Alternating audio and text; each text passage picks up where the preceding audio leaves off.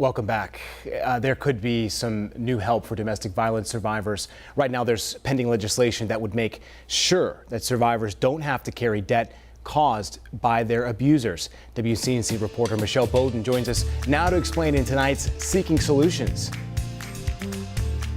It's hard enough to break free from an abuser, but very often survivors are left with major debt that isn't theirs. This bill, though, could change that. Melody Groves says she broke free just in the nick of time. It definitely was escalating to the point of threats of murder.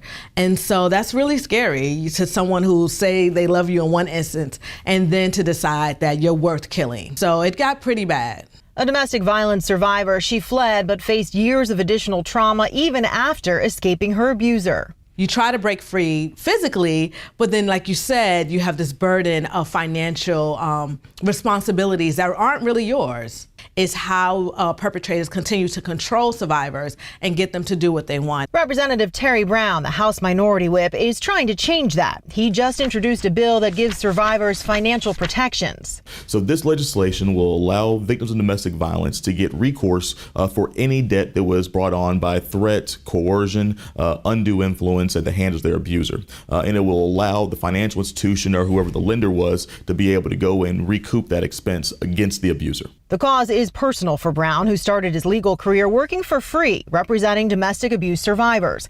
He still does at least one case a month and sees firsthand the devastating and long-term effects survivors face. Get a protective order. Now you've got the physical distance between you and your abuser. But the one thing you don't have is that financial piece that you need going into that. And it follows you for so long. You can't get an apartment. You've got credit card debt that affects your credit score. You can't get a car to take your kids to and from school. All those are lingering aspects of that domestic violence, and it almost creates sort of a PTSD because you're always reminded of that abuse because of that debt that you're saddled with. The bill actually got unanimous bipartisan support in the House and will next move to the Senate for a vote. Oh, this legislation and during my time would have been an absolute game changer because I would have had the resources to fight back legally to say this is not my debt. In Charlotte, Michelle Bowden, WCNC Charlotte.